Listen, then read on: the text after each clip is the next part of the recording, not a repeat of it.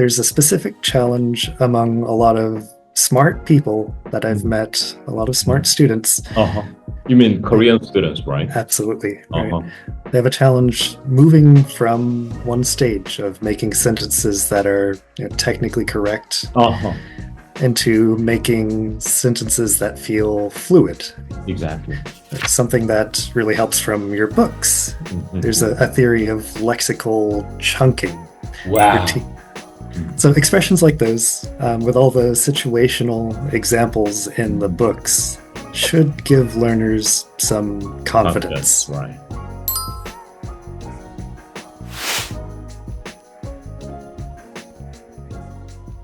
Hello, subscribers. My name is Nicholas Moore. I'm an American from Texas originally. I moved to Korea in 2014.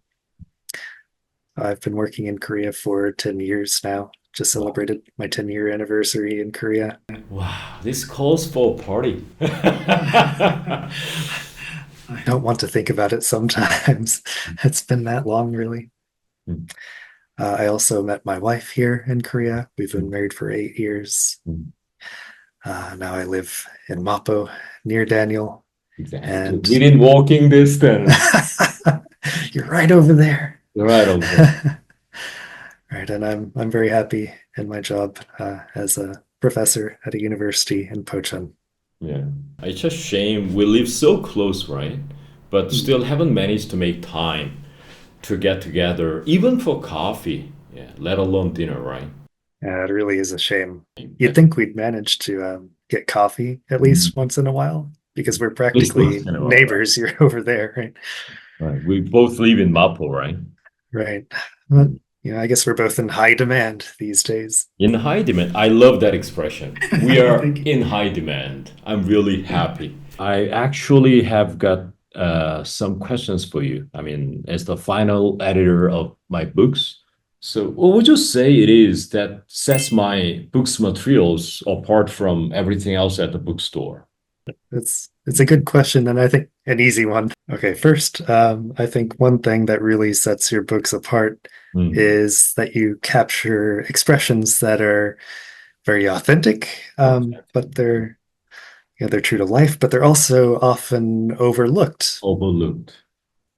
Yeah, they're phrases that people really use every day, like my bad, or how long does it take? And actually, you used that one earlier in our conversation, right?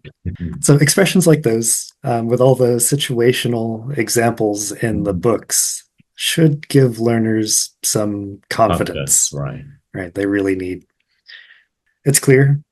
You always have that learner experience in mind too. Like you help them connect. They connect with the phrases in contexts.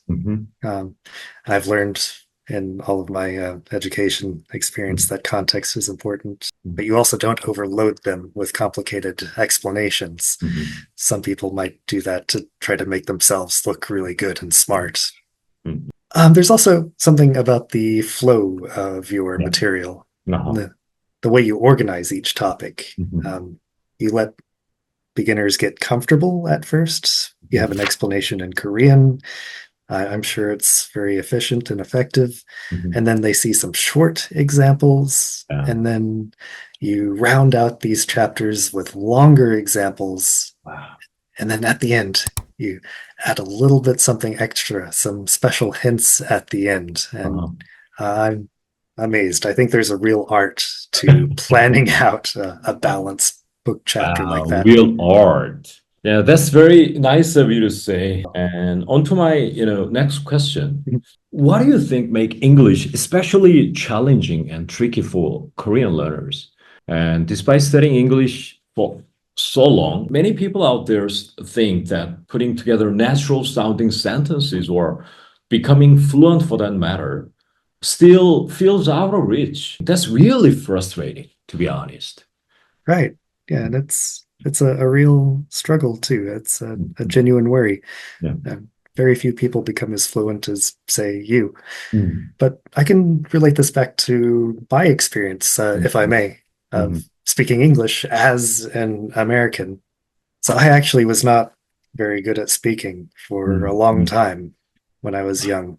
I had trouble pronouncing the S sound correctly, and I was too nervous. I pronounced it through my cheek instead. And I didn't have confidence to speak for a long time, to produce long sentences or to tell stories. So honestly, I think that a lot of people out there studying a foreign language don't feel confident speaking in front of people in their native language first. So there's those two separate skills, public speaking and language learning, but I think they're not all that separate. I think they can help each other. But anyway, there's a specific challenge among a lot of smart people that I've met, a lot of smart students. You mean Korean students, right? Absolutely. Right. They have a challenge moving from one stage of making sentences that are technically correct into making sentences that feel fluid. Exactly. It's something that really helps from your books. There's a theory of lexical chunking. Wow. You're teaching these groups of words that come together really often. They're collocations, in other words.